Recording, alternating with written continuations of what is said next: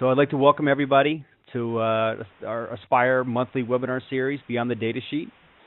Today we're talking specifically about ICE and ICE technologies. I'd like to introduce myself first. My name is Cody Harris. I'm a Senior Solutions Architect at Aspire. Joined the company in 2007, so I've been privileged to see a lot of growth over the last 10 years.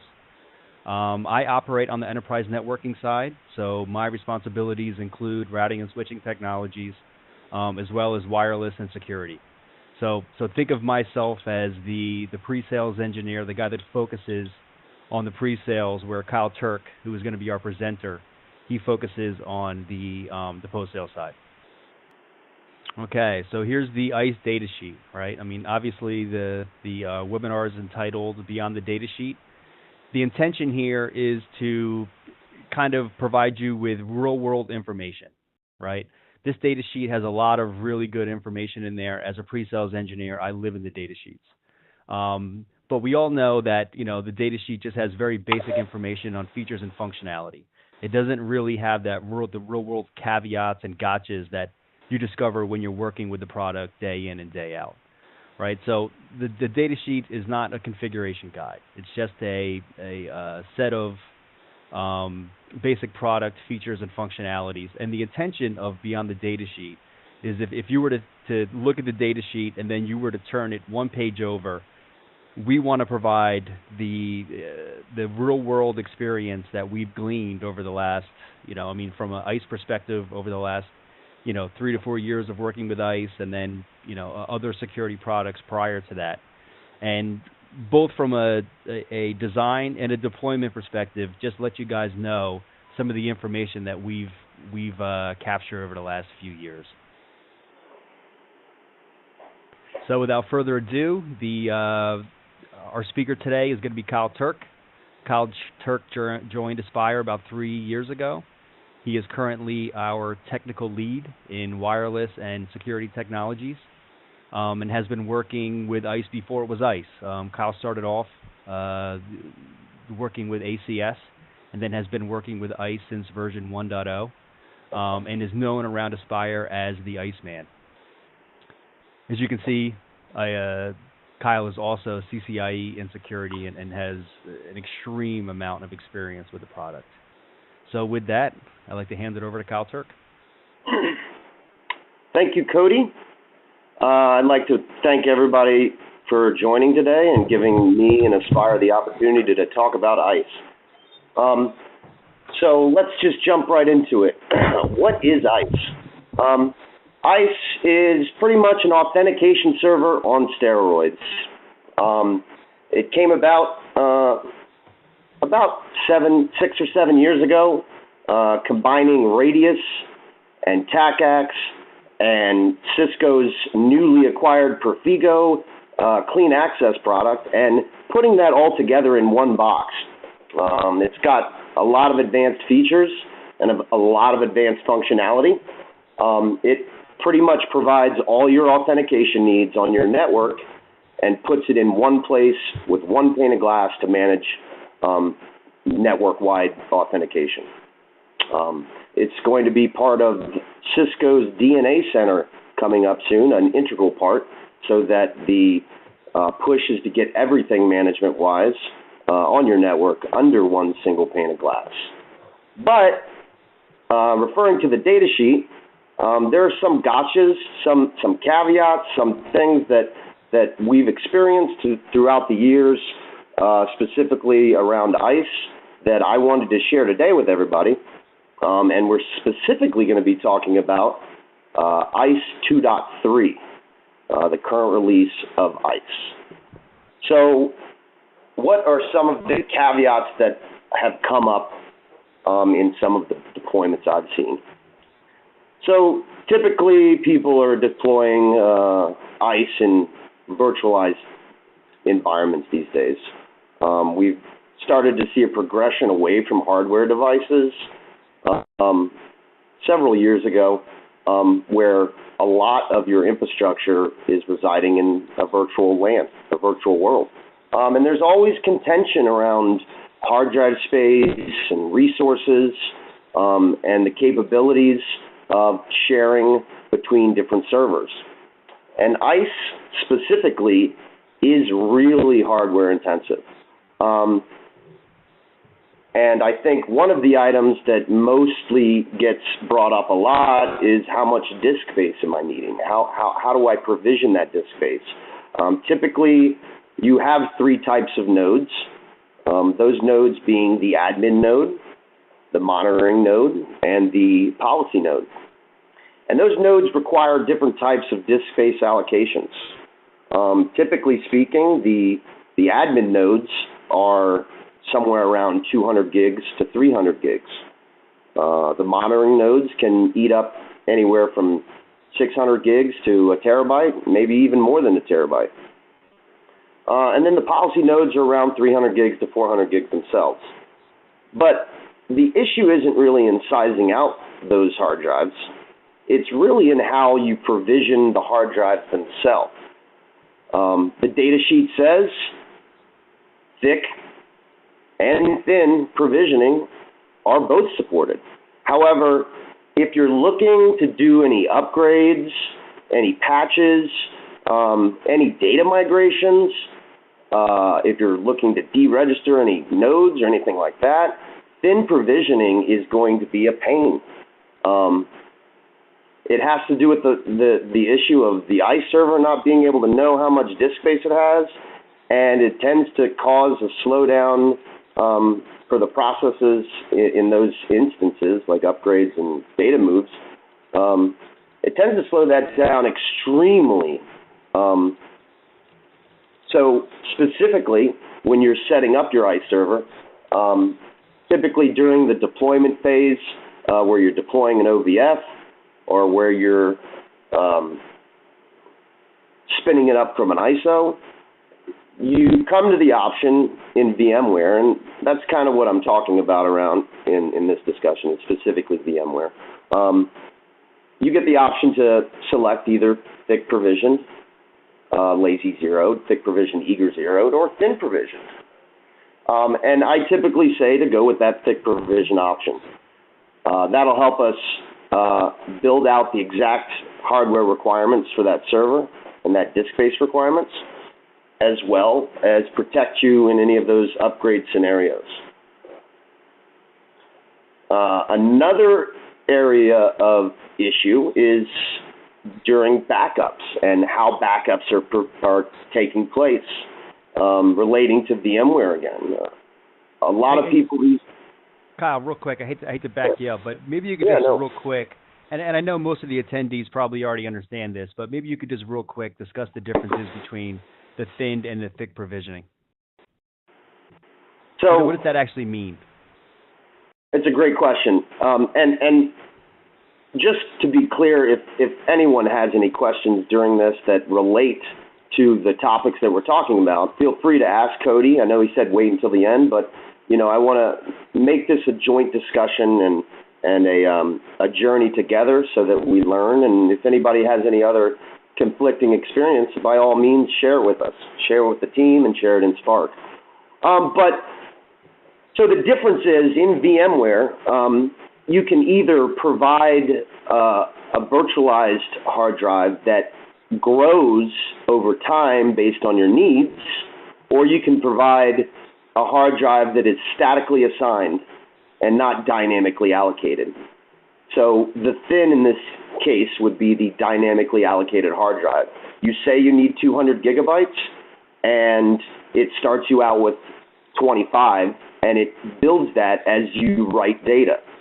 The thick, when you say you need 300 gigs, it gives you 300 gigs, and that never changes ever again. And that's really what ISE wants. It wants to have that dedicated hard drive space. It wants to have control over everything. Great, thanks, Kyle. Yeah, absolutely. So moving on, another thing that we've seen in the field relates directly to backups and how those backups are taken and saved on the network and in VMware. I see a lot of people relying on taking of snapshots for many different server needs, not just ISE, for Active Directory and things of that nature. And they'll take a snapshot, and if they have an issue, they'll roll that snapshot back and recover from their failure. But in the case of ISE, it's extremely painful and definitely not supported to take a snapshot and roll it back to a previous version. And if you've taken a snapshot and recovered from an issue with ISE and it's worked, consider yourself one of the lucky ones. It's highly, highly not a good idea to do. The preferred method in this case, as we see on the screen, is in the backup and restore section. Underneath administration and system, you have the ability to create repositories, which a repository is simply just a location on the network where you want to send data, right? So you can do an NFS share, you can do FTP, and send that backup of the database to that remote location for safekeeping. And then you can take a snapshot of whatever server that's on. That's not a problem. But let's try to stay away from snapshots altogether.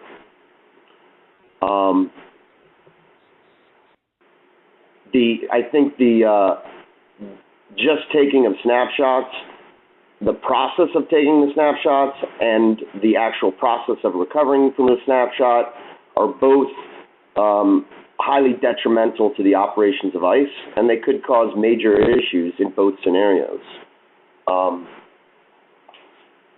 And I think that our next topic, moving on, would be how these ISE servers are deployed and what kind of quantities we're looking to have.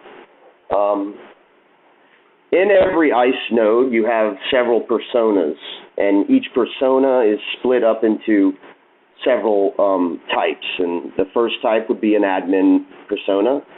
We have our policy persona, and we have our monitoring persona. And these can reside in typical fashion on, a primary server and a standalone server, a primary server and a secondary server. But as you start building out and acquiring more and more endpoints on your network for authentication purposes, there begins a breaking point where the whole operation starts to slow down, and you suffer from lag, you suffer from resource overload, and you want to try to stay away from that. The breaking point typically, what I've seen, is 2,500 endpoints. As you load more and more endpoints onto the ISE servers, you'll start to see your admin nodes slowing down.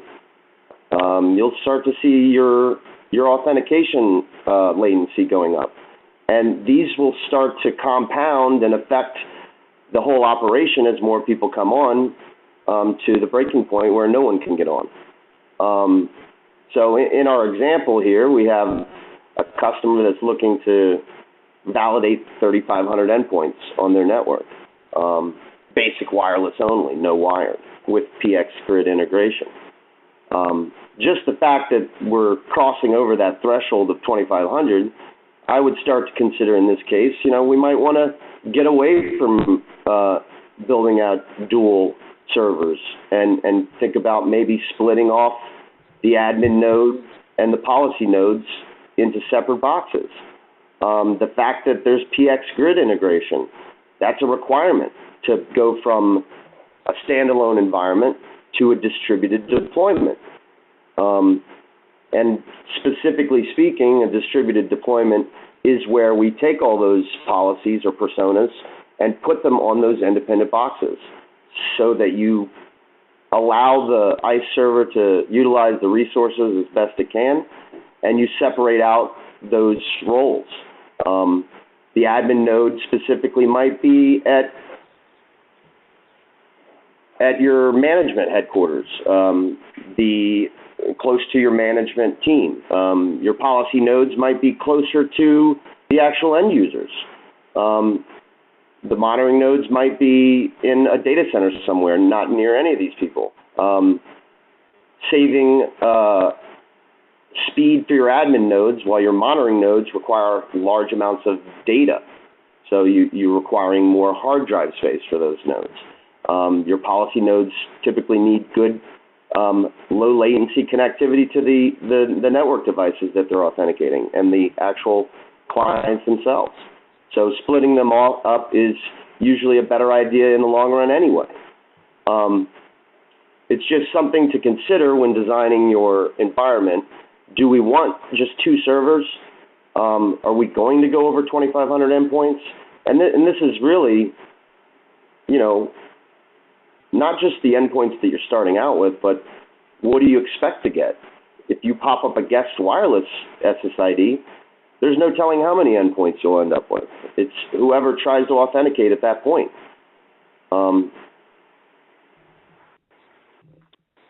So that's kind of the caveat or the determination around building out your environment.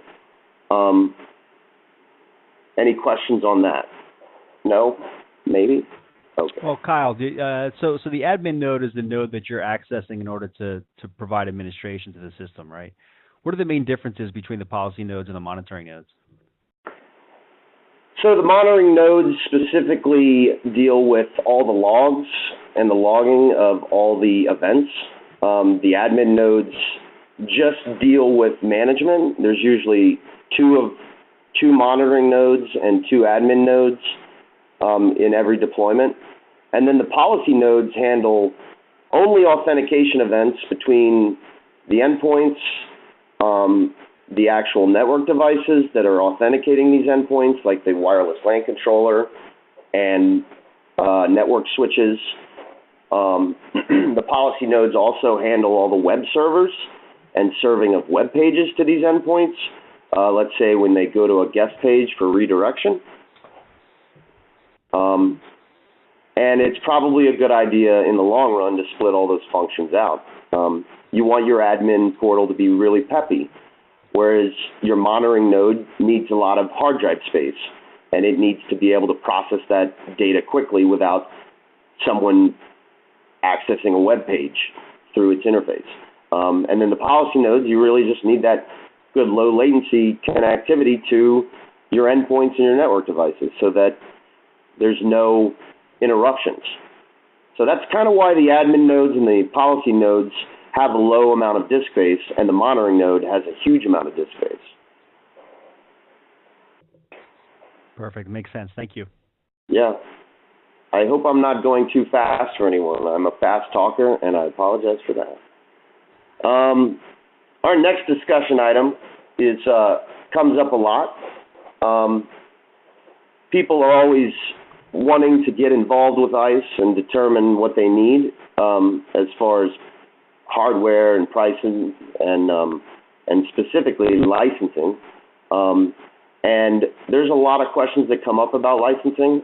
I think that today we're only really going to talk about the most popular licenses that people buy. But just so everyone's aware that there are several other licenses like mobility and mobility upgrade. We have ISE Pick and ISE Pick Upgrade, and of course the evaluation licenses. We're not really going to touch on those. The mobility is really only used for wireless capabilities, and most people don't want to lock themselves into just using wireless most of the time. And then the ISE Pick is a new one that hasn't really caught on yet. It's the passive identity services controller, and people are usually buying the full-blown version of ISE in the long run. So that's kind of why the ISE Pick is a lockdown version of that. So what are the licenses and how are they used? We have 3 types of licenses typically. We have our base licenses, we have our plus licenses, and we have our Apex licenses. The plus and Apex license are subscription-based, and that's for obvious reasons, which I'll touch on in a minute. And the base licenses are perpetual. They last as long as you own the device or the box or what have you. But what do each one of these groups of licenses give you? Well, the base gives you basic network access, AAA, 802.1x. It gives you guest services capabilities, like a guest central web authentication or guest page redirect. It gives you link encryption MACsec, TrustSec, and it also gives you the ability to integrate with ISE's APIs, or their application programming interfaces. You can do REST calls and integrate advanced features that way. Whereas the Plus and Apex licenses, those tend to be more subscription-based services because you're actually signing up for cloud services in Cisco's cloud.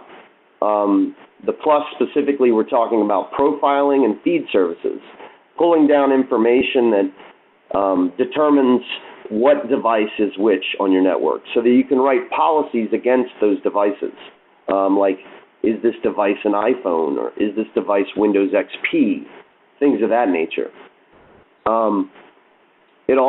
The Plus licenses also gives you integration into the MSE for location services, and it is required for Cisco PXGrid, which later on we'll talk about how PXGrid's requirements don't necessarily eat up a license, but it's required for you to use it. So you at least have to have the basic 100 licenses for Plus in order to use it. Finally, Apex, which again is a subscription base, that allows you to do posture assessments specifically. It also has third-party integration with MDM as well as TCNAC. But the main point around Apex is the posture compliance.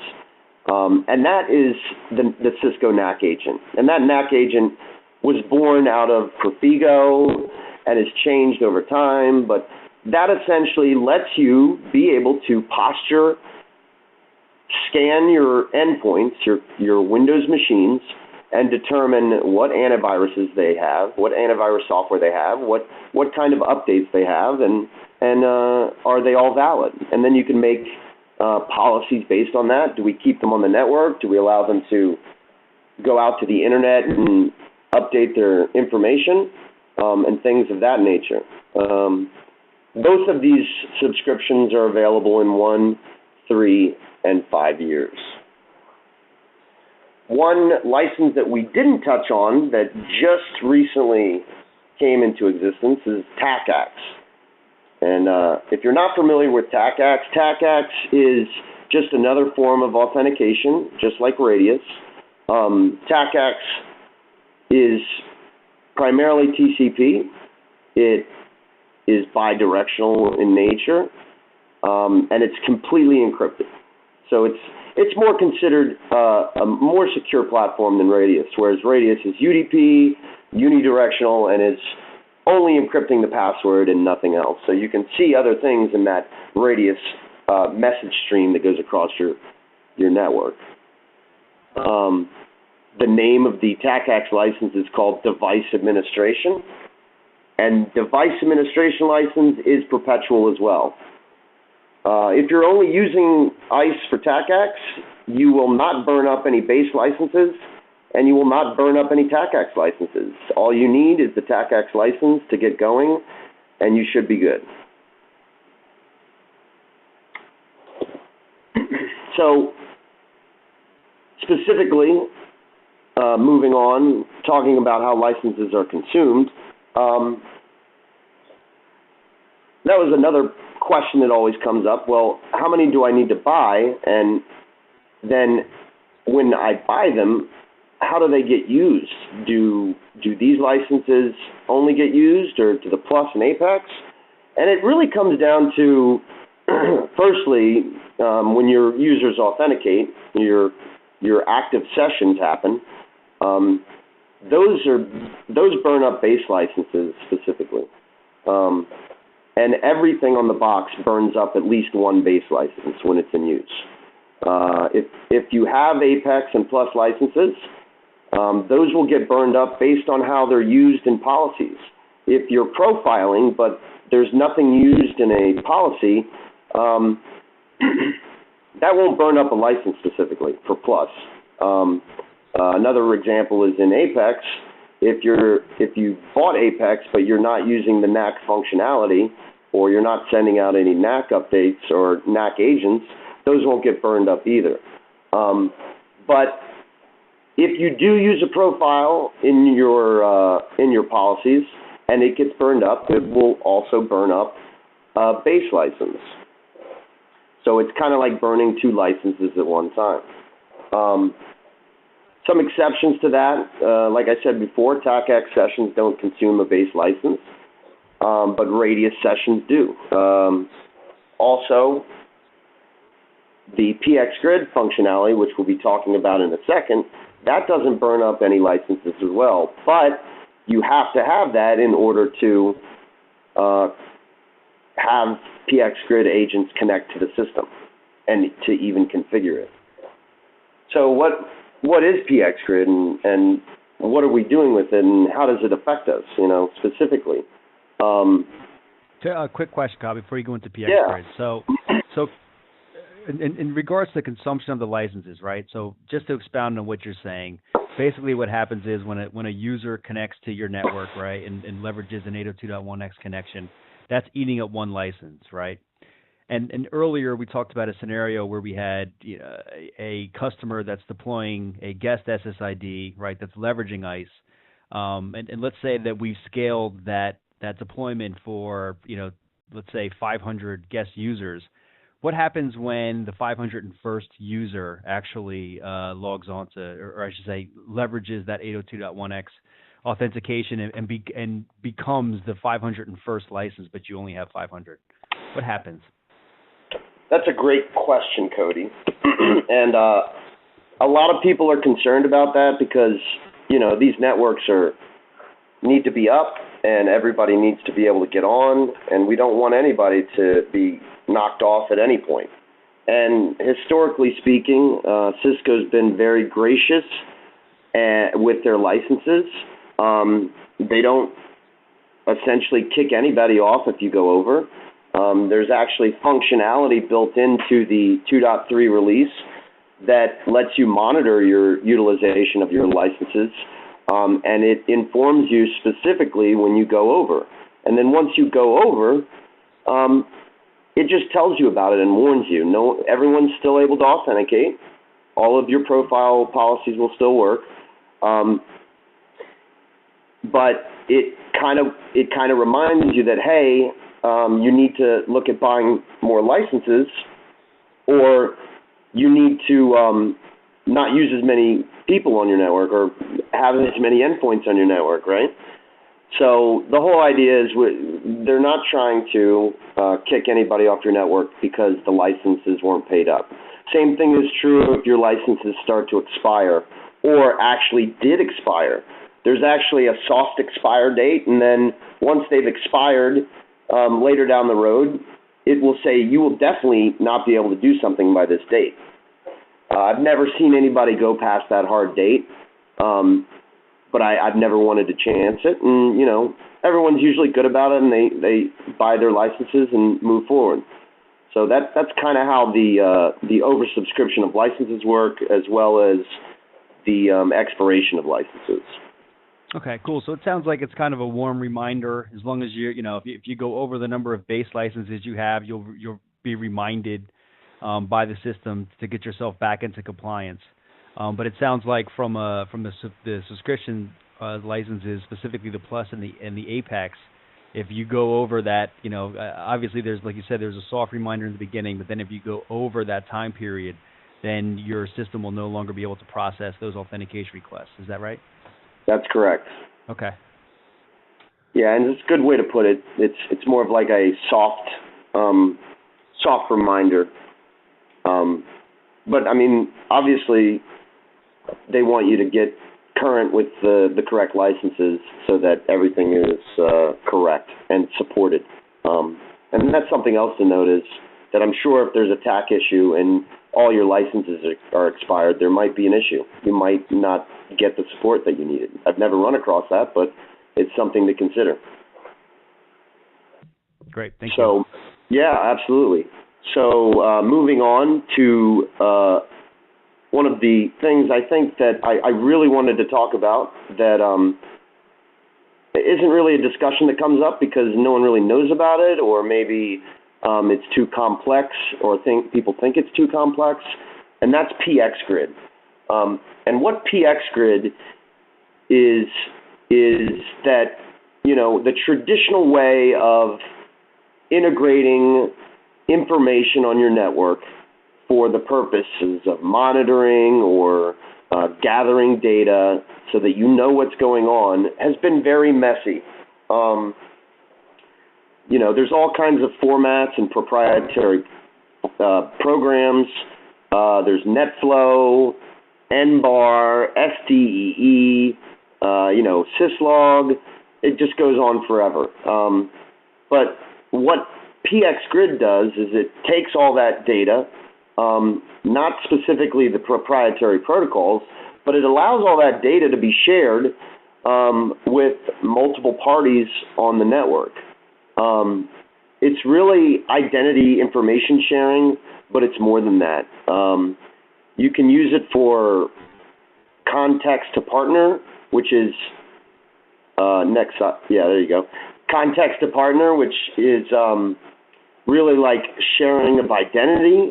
It allows you to do adaptive network control. It allows content from ISE to be delivered to an ecosystem partner. It allows that ecosystem partner to deliver data back to ISE. You have threat mitigation, where a network sensor or MDM has information that's necessary to dynamically create a policy on ISE to mitigate an attack. And you also have context brokerage, which allows ecosystem partners to communicate independently of ISE together and share information with one another.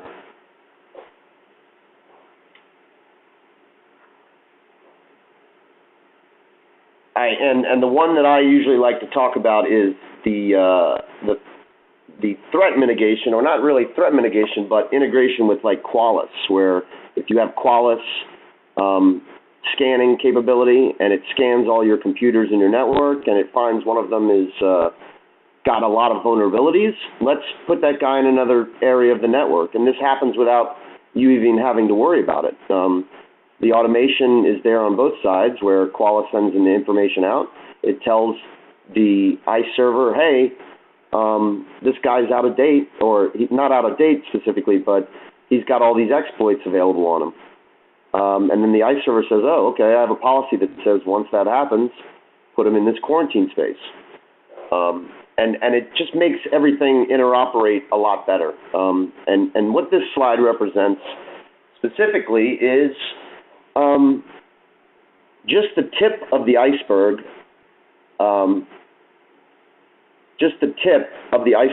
as regards to how many vendors are available to ISE. If your question is, hey, I've got this, will it integrate? I'm pretty sure the answer is yes. There's hundreds of different vendors. Like I mentioned, Qualys and,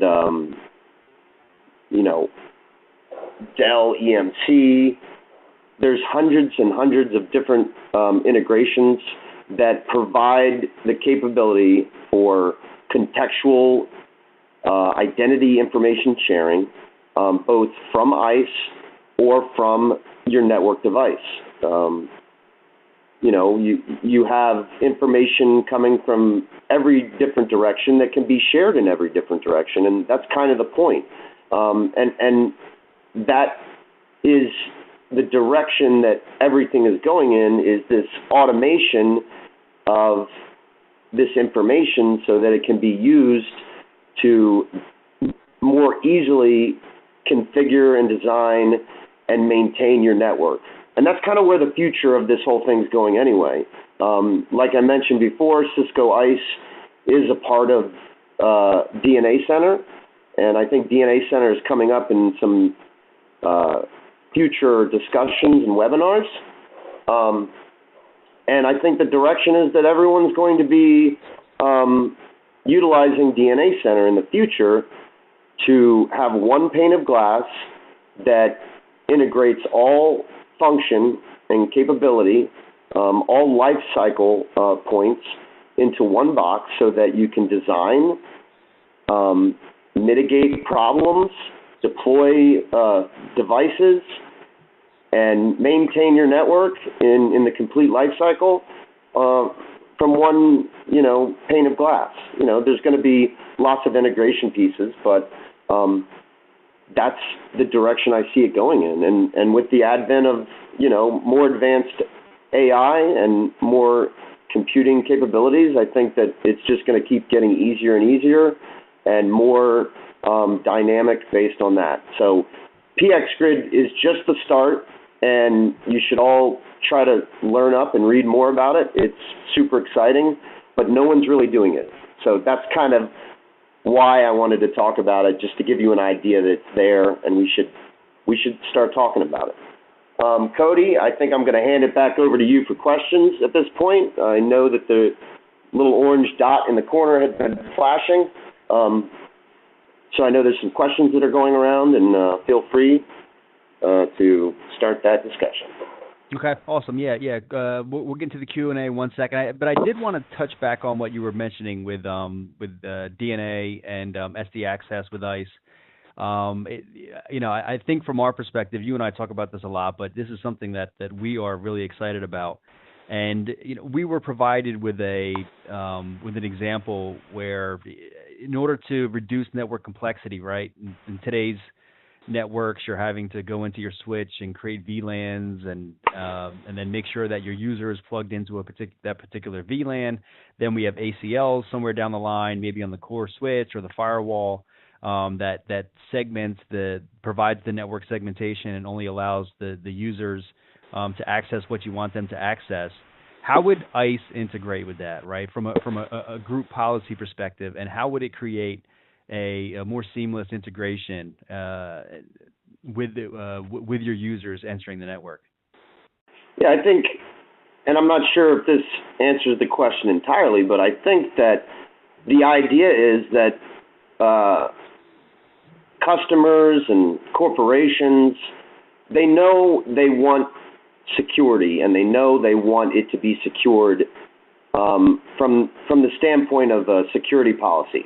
But how do you get that into the actual device? How do you translate that? And that's kind of what ICE is there for, is to take the conceptual idea of security and translate that into a policy that delivers that onto the network. You build a policy that matches your security policy, and it handles all the heavy lifting. It talks with all the things that it needs to talk to. I think that I kind of think that's what you mean, right? Yeah, absolutely. Yeah. So if I could just expound on that, I mean, and correct me if my understanding of the technology is wrong, but my example I gave earlier, where you're configuring switch ports on VLANs and then creating ACLs. It's my understanding that in software-defined access with ICE, what will happen is your user will plug in or connect to the wireless. It'll send 802.1x information to ICE. ICE will reply back with with group information, right? I mean, which group that user is in. And then the network will dynamically configure the VLANs into the network segmentation based on that group. Is that accurate? Yeah, it's kind of like a symbiotic relationship, and specifically speaking with Radius, since it's unidirectional, everyone has to talk. So the ICE server gets a request from the switch, then ICE talks to Active Directory. Active Directory says this user is valid. There's a policy written on ICE that says this user, from the data I pulled that was given to me from Active Directory, is in this group, so that group is allowed this level of access, which in some cases can be applied in your example, an access list. So all that is packaged up and sent back to the switch, okay? And then the switch either dynamically receives an access list or has an access list already on the switch that it deems as the one that ICE is talking about, and then the switch puts the access list on the interface. The same is true in like a VLAN switching scenario. But instead of an access list, it's just like, use this VLAN, or in the case of a wireless controller, use this wireless interface. So you can have one SSID with multiple security policies and either block them with different ACLs, and the example that's easy to conceptualize is, teachers, students, janitors, okay? Teachers can do everything, students can go to limited places, and janitors, they're not even allowed on the network, or maybe they are. And those policies can be applied in many different ways, and ISE can take almost any variable that you could think of, it can take and use for a policy. You can write a policy pretty much. I once said to a customer, he kept asking me, can it do this? And at one point I was like, you can keep asking me these questions, but I'm just going to keep saying yes because it probably can. So let's just end it at that. You know what I mean? Mm-hmm. Yeah.